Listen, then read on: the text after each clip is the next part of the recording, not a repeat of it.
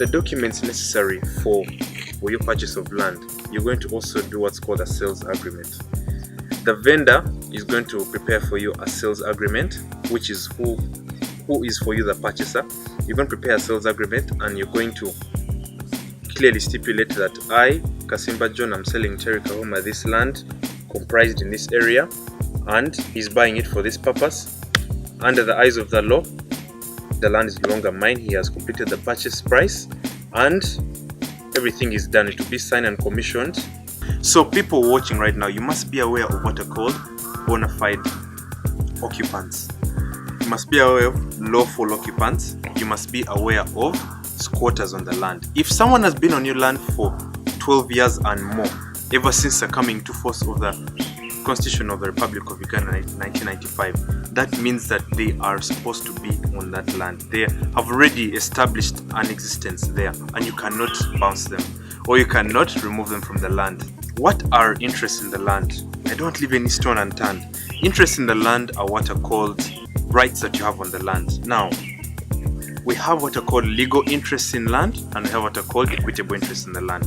A legal interest is the fact that your right on that land, you have bought this piece of land in Muyenga, and you have a legally registered right on that land. So basically, legal interest means you have been a registered owner of that land. Legally, you've bought it, you've gone through due diligence, you've done everything, gone through all the steps. Equitable interest is a bit different because it means that you don't have a legal interest in that land, but you might be a child of the owner of the land, you may be a beneficiary, you may be a nephew, you might have been put on the will, you might be a spouse of that property or land. So these are basically legal and equitable interests. I want you people to understand that. Now, the very final step is that you must be aware. You must actually appeal to National Environmental Authority, which is NEMA. You must establish that your land is not put in any wetland.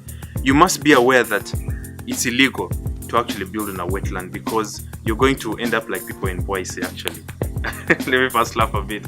People in Boise actually have issues because they build all of their houses on a wetland. Once you do that, you're going to have issues of flooding and you destroy the ecosystem. In Uganda, there are very simple mechanisms and remedies on how to protect your land. Assuming you're now the registered owner of your land.